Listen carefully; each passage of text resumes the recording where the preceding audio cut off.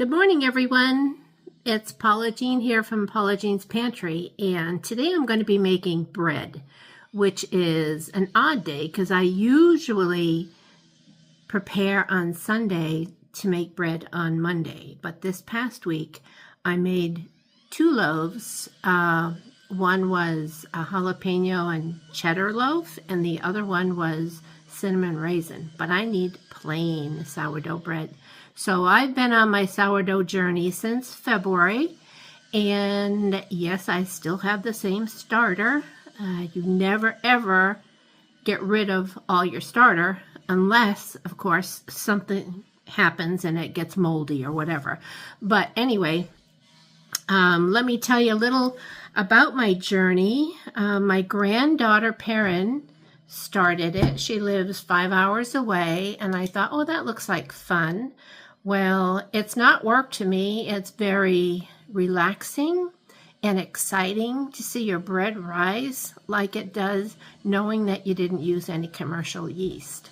So I'm going to take you through the steps, and I am not a professional by any means. I've watched hundreds and hundreds of people making sourdough bread, and I've come to find out that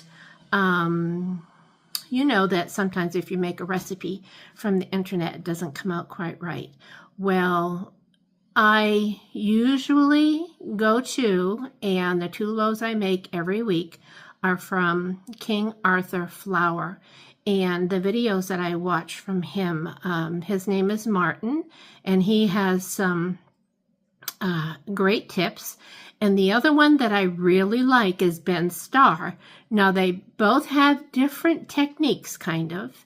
And so I've kind of picked and chosen the ones that I like the best. And what I do works for me. You might find something else that works for you. But anyway, we're going to do this. Hopefully it's not going to be a long video because I am going to have to stop it, obviously, if I have to wait for 10 hours for something to rise. But I hope you really try it. It's fun, it's relaxing, and it's rewarding. So grab your paper and pencil and let's get baking. Okay, I've got all my stuff kind of set up, and I've got my notes because I don't want to forget to tell you anything.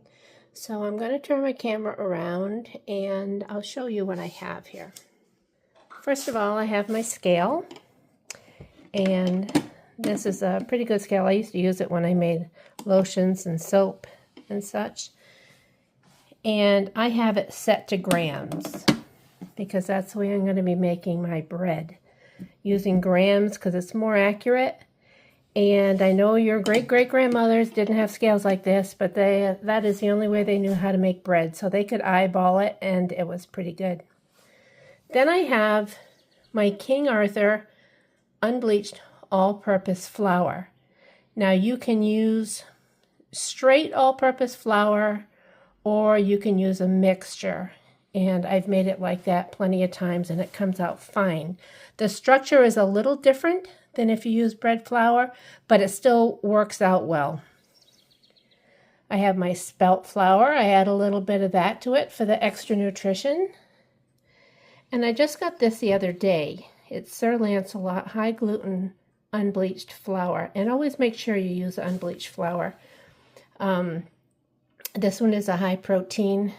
And so this is technically, when I went to get it, I was asking for bread flour, but at my health food store, all they had was this, and I know that bread flour has a higher protein and gluten content, so I got that. Then I have my filtered water. I'll leave that on my counter. If you don't have one of these, just get a bottle of spring water at the store. Don't use tap water because usually tap water has chemicals in it to kill bacteria and microorganisms and such, and yeast it's a wild yeast and you can kill it. Then I've got my container that I proof my dough in. It gives it plenty of room to rise up. And I've got some measuring utensils. I've got my bannetons, which are my proofing baskets. You don't need those. You can use a bowl that has a tea towel in it and then floured. And here is Harriet. I have named her Harriet, Hungry Harriet, and she's all ready to go.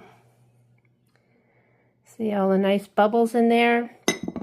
She's been on the counter since last night, and when she started out, she was probably down here, so I know she's all set to go.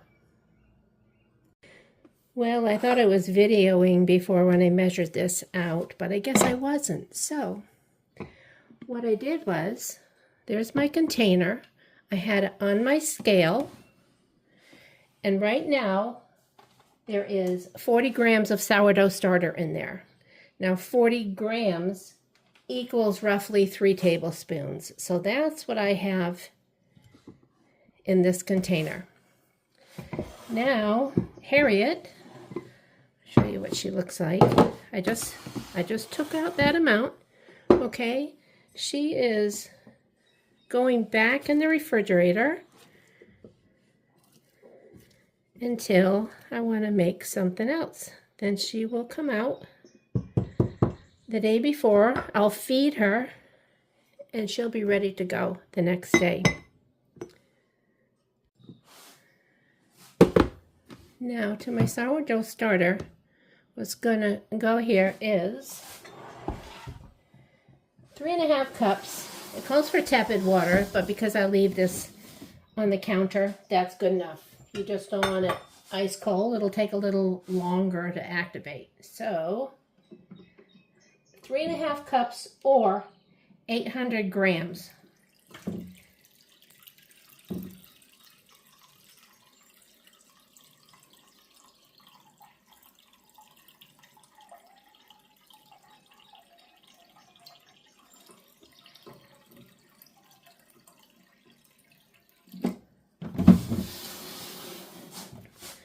Alright, let's turn my scale back on because it shuts off automatically. Alright. And I said 800 grams.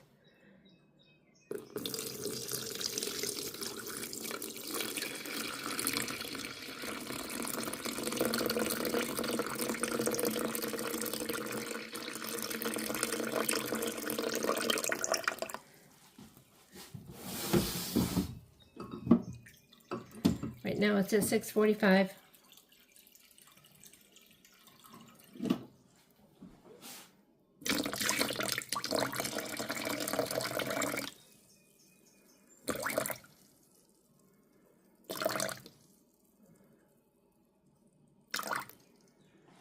There, 801.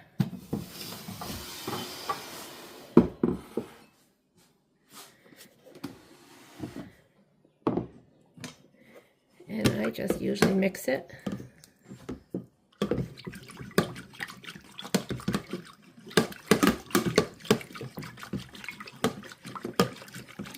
Just to loosen it up.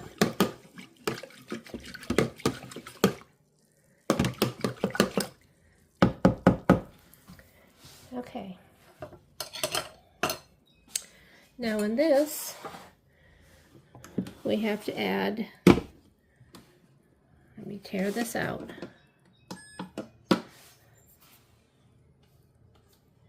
$900 grams of unbleached bread flour, but like I said, I'm using this high gluten, high protein Sir Lancelot unbleached flour, so I need 800 grams or 7.5 cups. And you'll notice it's so much easier when you don't have to measure out cups, because you can just put it on your scale and pour it in.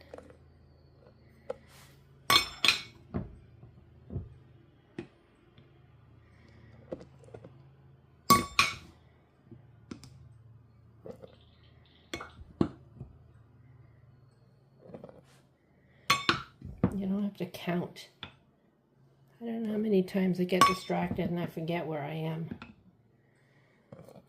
All I have to do with my scale is look down. And as I stated before, I've made this with 100% all-purpose flour and it comes out fine.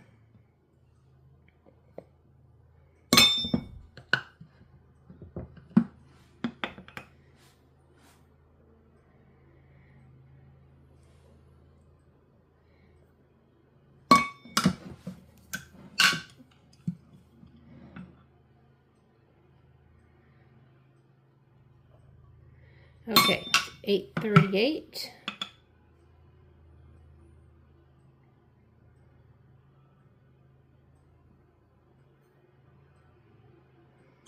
$8.94.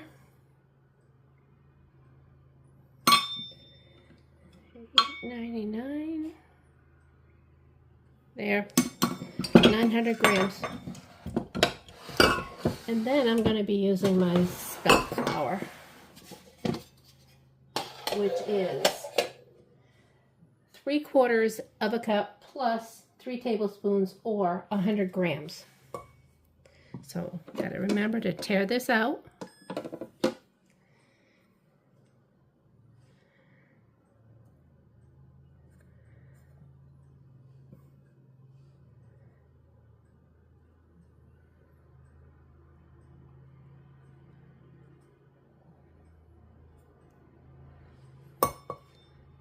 It was 102.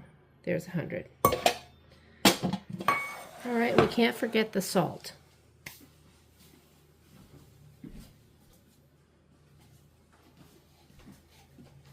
I use sea salt, so I want 20 grams. So I'm tearing out my scale.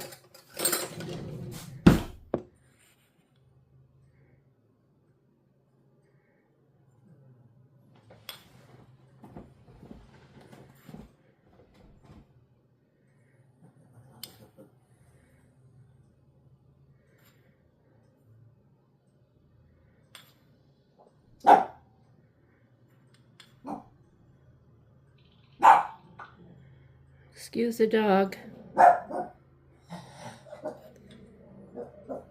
There. All right, let me take this off the scale. Now I'm going to mix it with my dough beater. But I'm going to wash my hands first.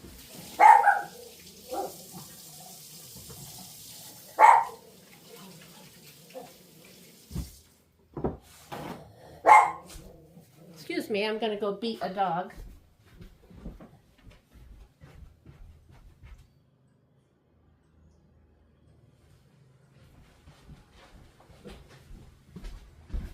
See how long that lasts. Okay. And I just start mixing it. You don't put it in a mixer with a dough hook because this is not like regular bread.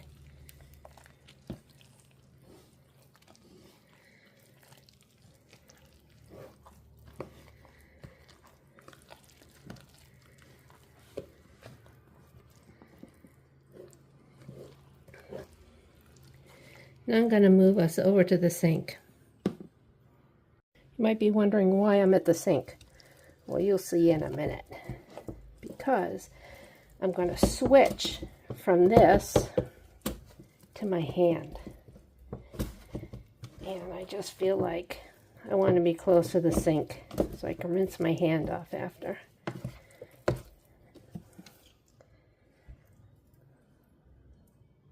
You want to make sure to try to get as much of this dough off as you can.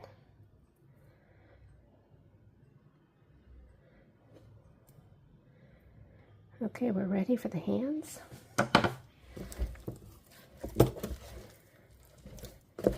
And you just want to make sure all that flour in there is wet.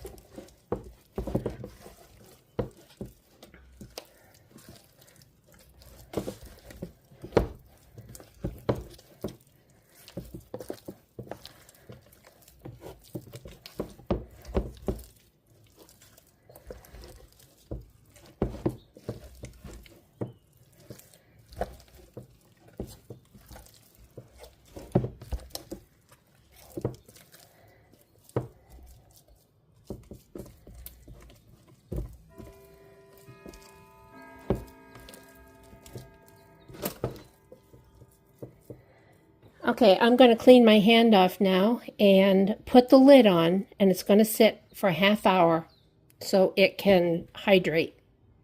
Well, the half-hour timer just went off, and I told myself I was going to let you know the times that I started things. So after she was all mixed together and just before her 30-minute wait, it was 11:20 a.m. And I did this elastic for your benefit. Usually I can eyeball it pretty good. But this is where it was after I got it all mixed together. I've got a little container of water here because I'm going to wet my hand before I start doing my folding. So let me just get the lid off, wet my hand, and that'll keep the dough from sticking. So I'm going to take it, stick my hand down here, lift it up, and fold it like that. Turn it clockwise.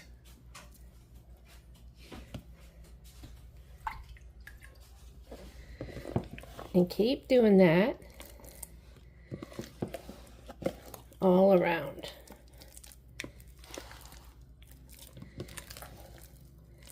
Okay, and that's it. Now you might hear sometimes that people tell you to wait a half hour between your stretch and folds, but King Arthur Martin says only wait 15 minutes. So the lid is going to go back on.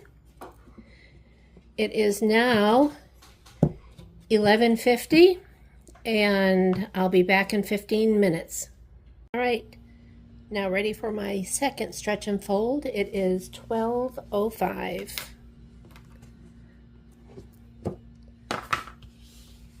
You can see that it's changing. So I'm wetting my hand.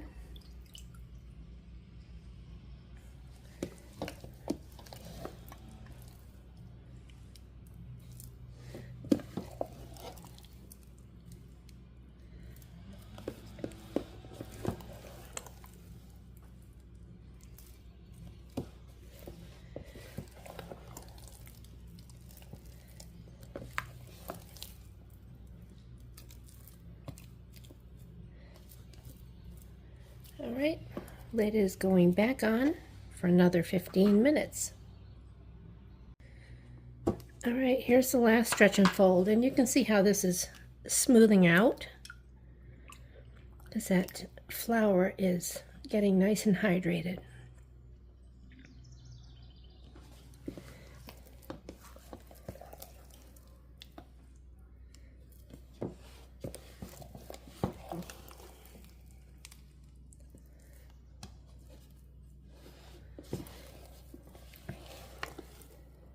When I first started making this, I was so used to making bread the other way that this just seems so odd to me. All right, there it is. It is 12:25.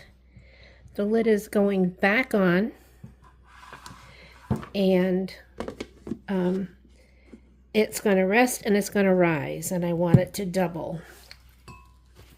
So that is why I put that elastic band there so we can see. I'll show you again. All right, there it is. And I'll see you back when it's doubled. I just wanted to check in with you guys. It is now 6:25 p.m. and I just wanted to show you how far the dough has come. So see all those good little bubbles, that yeast working away. You'll be amazed at how much more it's going to rise in the next couple hours, so I'll be back. It's now 8:10 and I want to show you. So it's doubled. She's up to here. It gets me so excited when I see that. And it's funny because it'll sit for like 5 hours and you think, isn't this ever going to rise? And all of a sudden, boop, it rises. Look at that. Looking good. See all those bubbles on the top? All right, now let me put my mat out. I hope I can do this I don't know if I'm going to be able to do this. I might have to have my husband video this. Okay, I've got my cameraman here. So now I've got my all-purpose flour, and I'm going to sprinkle this.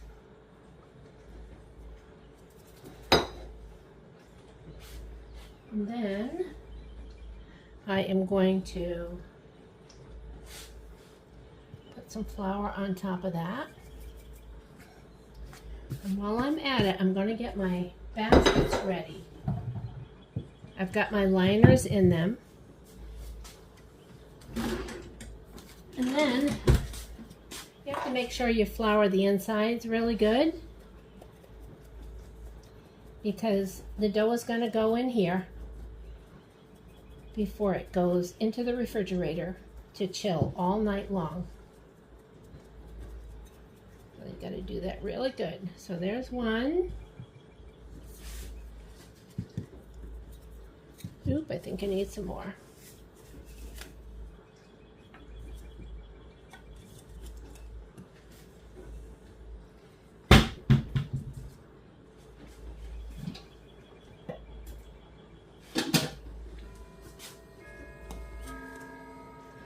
And I usually use the spelt flour, but you can use rice flour on this also.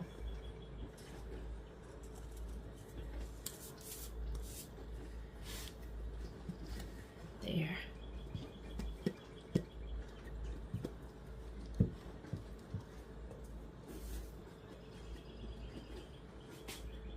Let me do a couple more sprinkles on this. All right.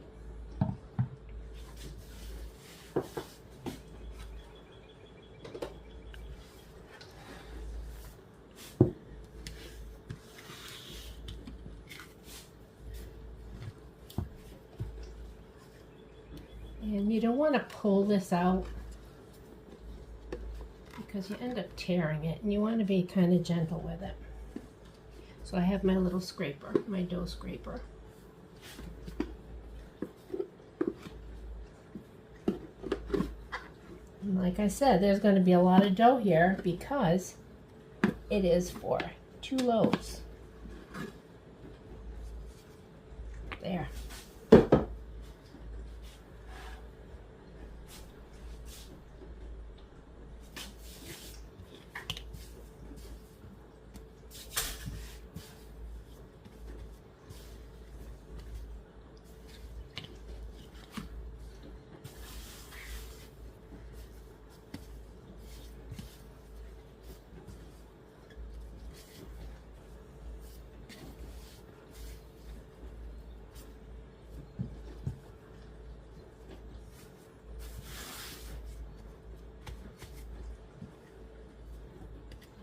Alright, now I'm going to try to get this in half as best as I can. If you're OCD, you might want to have your scale out so you can make sure they're both equal, but I'm not that bad. I just kind of eyeball it. Alright, let's get this one off to the side.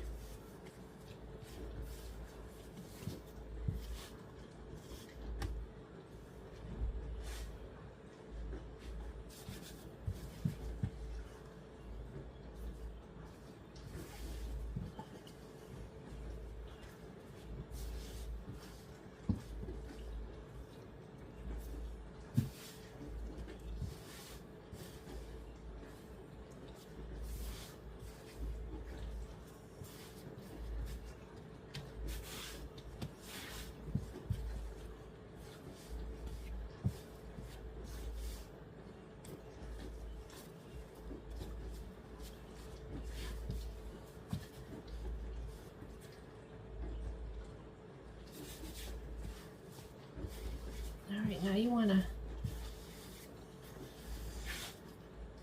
form a ball, kind of a tight ball, and you do that by turning this and running your hands to your body.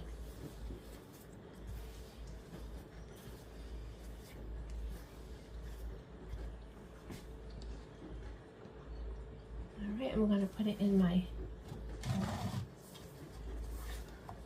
basket, and it goes with the bottom side up.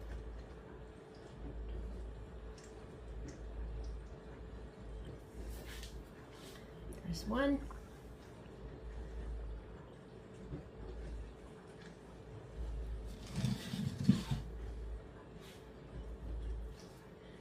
Okay.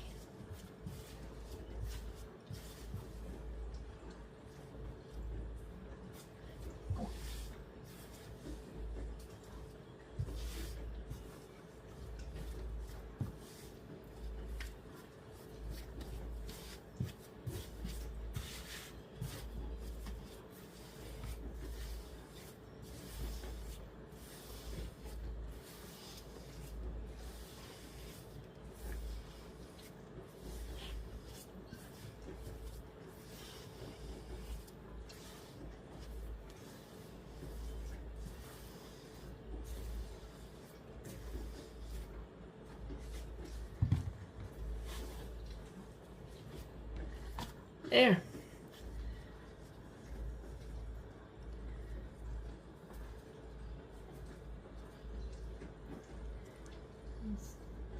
That's going to all fill in because it's still going to rise even though it's in the refrigerator, but it has to do what they call a cold ferment. Some people don't do that. They do it different, but that's the way I do it. Because that's the way Martin on King Arthur flour site does it. All right.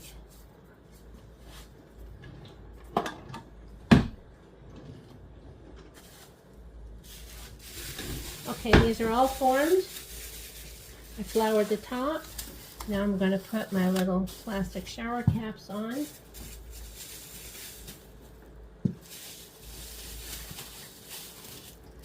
And they are going to go in the refrigerator overnight. It's 7:30 in the morning and I've preheated my oven to 450 degrees and also my new pan, which is smaller. So we'll take this off, and I can only cook one at a time, so we're going to do this one first. Okay, now I have my tool that I'm going to make my slits in my bread. And yes, it is a hairdressing razor, hair cutting razor. I got this probably, I don't know, 40 years ago. And now I have a new one that I use. So this one got pulled apart and scrubbed and alcohol and everything, and it serves its purpose. All right, so I put my parchment paper on the top and flip it over and pray that it doesn't stick too bad, and it didn't.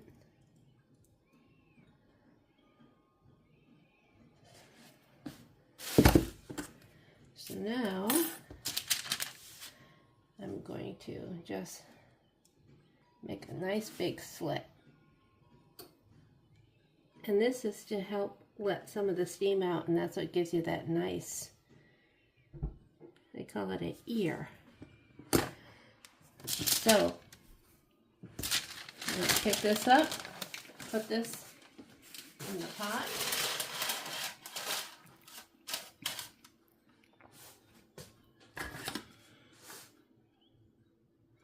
Sometimes that slit closes a little bit, so I just like to go back around.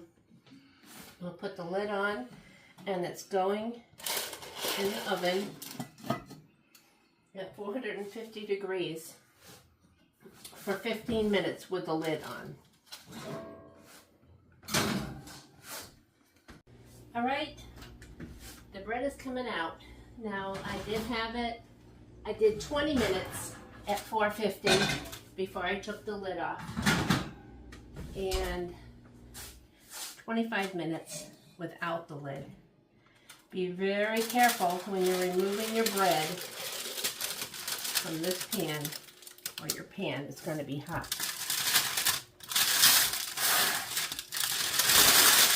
And there it is. looking perfect. Now, some people test the temperature, the internal temperature. I've done it maybe once or twice and have never found that it's been under 200 degrees. So they say that you just want to make sure it's 200 degrees. Well, I hope you give this a try. I'm going to put the links to the recipes that I use. There's 2 in particular.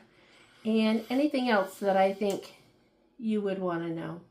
So I hope everyone has a great day. And until next time.